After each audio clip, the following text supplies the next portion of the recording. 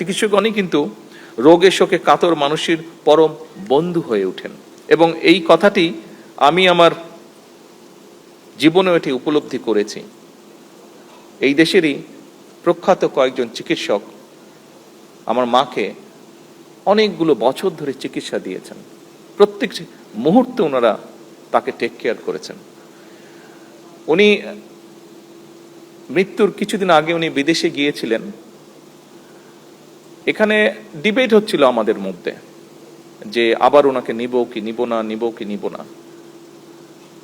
আমি ব্যক্তিগতভাবে যেটা বলেও ছিলাম বিভিন্ন মানুষকে যে আপনারা ওনাকে নিতে চাচ্ছেন, কিন্তু এখানে যেই চিকিৎসকগণ ওনাকে যেই সেবাটা দিচ্ছে 24টা ঘন্টার প্রতিটি মুহূর্ত, আমি দেখেছি বিদেশি, হ্যাঁ বিদেশে গেলে হয়তো টেকনিক্যাল সাপোর্টটা ভালো পাওয়া যাবে, ভালো ইকুইপমেন্ট হয়তো আছে, আরো হয়তো অ্যাডভান্স ইকুইপমেন্ট আছে, ওষুধপত্রের ব্যাপারে খুব হয়তো ডিফারেন্স থাকবে না, হয়তো হার্ডলি ডিফারেন্স থাকবে, কিন্তু এই যে হিউম্যান টেক কেয়ার যেটা, আমি মনে করি না এটা বিদেশে গেলে পাওয়া যেত কোনোভাবেই।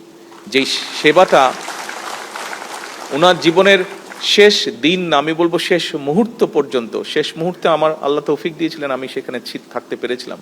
আমি দেখেছি সেই মানুষগুলো কিভাবে ওনাকে সেবা দিয়েছেন, কিভাবে শুশ্রূষা করেছেন ওনার।